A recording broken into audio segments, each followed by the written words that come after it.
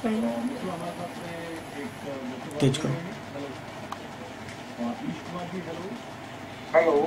हाँ जी बोलिए। हेलो ईश कुमार जी बोलिए। हाँ जी सर, 11/11/65 11 दिसंबर नहीं 11 नवंबर 11 नवंबर 1965 1965। और टाइम ऑफ बर्थ बताइए। हाँ जी, सुबह का 3:30 बजे 3:30 इन द मॉर्निंग। और प्लेस ऑफ बर्थ हरिद्वार। जी क्या पूछना चाहते हैं? सर मैं अपने स्वास्थ्य के बारे में और भविष्य के बारे में थोड़ा सा जानना चाहता हूँ, कौन सा लग वगैरह पहनना चाहिए। आपने पहले तो कहा कि आप अपने भविष्य और भविष्य के पहले आपने क्या बोला, किसके बारे में? हेलो है? हाँ, उनसे हमारा संपर्क टूट गया मित्रों। उन्होंने ये कुंडली हमें दी है मिस्टर ईश कुमार ने। ये कन्या लगन की कुंडली है और इसका वृष राशि है। इनकी कुंडली के अंदर वृष राशि में रोहिणी नक्षत्र है, यानी कि चंद्रमा काफी पावरफुल है, लेकिन चूंकि राहु के साथ में उसको ग्रहण योग है भाग्य भाव पे, तो उसका मतलब भाग्य में काफी रुकावटें इनको सामना करनी पड़ेगी। इसके अलावा जो कर्क लगन के जातक का अगर लगन का स्वामी अगर तृतीय भाव में बैठ जाता है तो ऐसा व्यक्ति प्रयत्नशील तो बहुत होता है, लेकिन बहुत से क्षेत्रों में काम करना चाहता है। ऐसा आदमी जंपिंग जैक हो जाता है, यानी एक क्षेत्र विशेष में काम करके उसमें असफल होता हुआ दूसरे, इस तरीके से पूरे करियर के स्पैन में वो 10-12 क्षेत्रों के अंदर अपना हाथ डालता है, या मल्टीटास्किंग की वो कोशिशें करता है, बहुत से कामों को एक साथ करने का, जिसमें विफलता आती है। गुरु की महादशा चल रही है और कन्या लगन के जातकों के लिए गुरु की महादशा अच्छी नहीं होती। केंद्र के भाव के स्वामी होने के बावजूद उनसे केंद्र का दोष हो जाता है। इसमें कहा जाता है न दिशंति शुभम प्रणाम सौम्या केंद्राधिपाय आदि क्रूरास के शुभम हेते प्रबला सूत्र उत्तरा। और केंद्राधिपति दोषस्तु बलवान गुरु शुक्रिया मार्गत्वे अपिचतुर मारक स्थान संस्थिति, यानी कि गुरु मारक भाव के क्वालिटीज को लेकर और बाधीश की क्वालिटीज को लेकर वो इनके रोजगार के भाव पर बैठा है। इसका मतलब रोजगार में काफी तोड़ करने में सक्षम है। शिरडी के बाबा की शरण में जाने से या इसी प्रकार से पीले मीठे चावलों का दान करने से या पुखराज पीला पहन लेने से इनके जीवन में काफी अच्छे रिजल्ट आते हैं। लेकिन डिविजनल चार्ट, अष्टक वर्ग और षटबल को देख के मैं ज्यादा डिटेल में बता पाऊंगा, उसके लिए इन्हें मेरे संस्थान में मुझे संपर्क करना चाहिए। हेलो, हाँ, जिनसे हमारे साथ पूजा जुड़ गई है। हेलो हेलो गुरुजी, मैं ज्योति बोल रही हूँ नारनौल से। नारनौल से बोल रही हैं आप? हाँ नमस्ते। नमस्ते, बताइए। गुरुजी मुझे अपने भाई के बारे में पूछना है। हाँ बताइए, उनका डेट ऑफ बर्थ? उनका डेट ऑफ बर्थ है 25/10/1998। 25/10/1998 जी।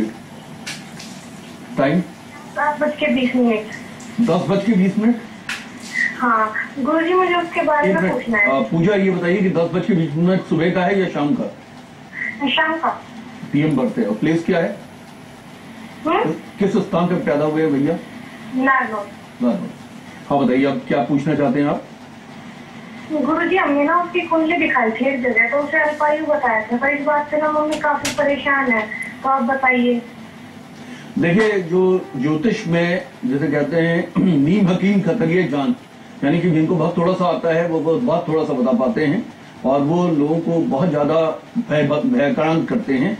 इस कुंडली के अंदर में मिथुन लगन के जातक हैं आपके भाई, और उनकी धनु राशि है, यानी कि चंद्रमा उनके धनु भाव में बैठे हुए हैं और मूला नक्षत्र के।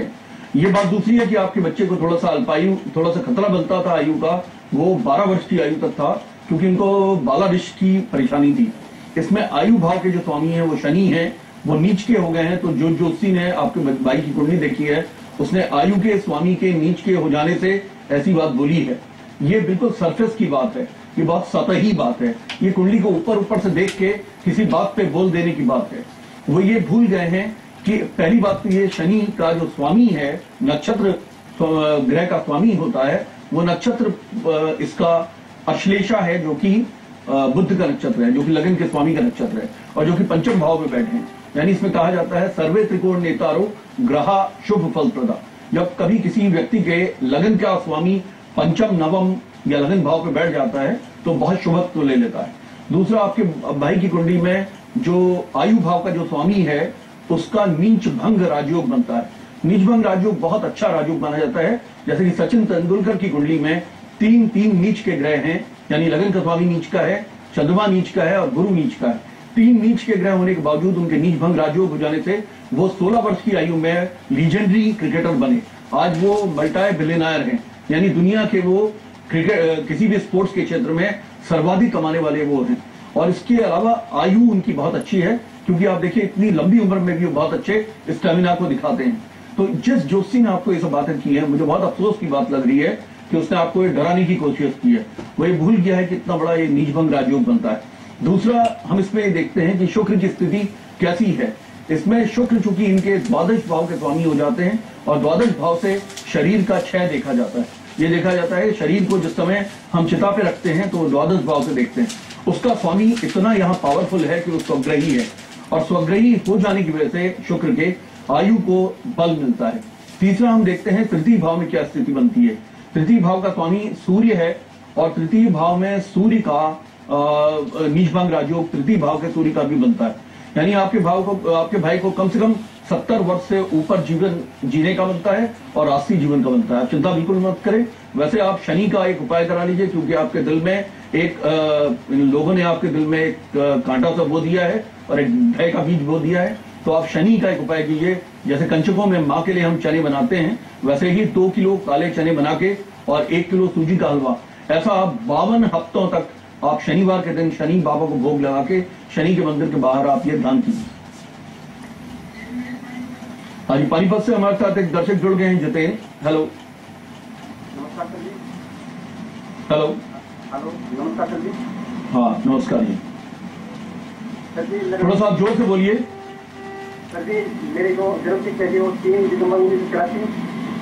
मैं आपकी आवाज नहीं सुन पा रहा हूँ जितेन जी, आपको थोड़ा जोर से बोलना होगा। सर जी, मेरी जो जन्म तिथि है जी वो 3/12/1984।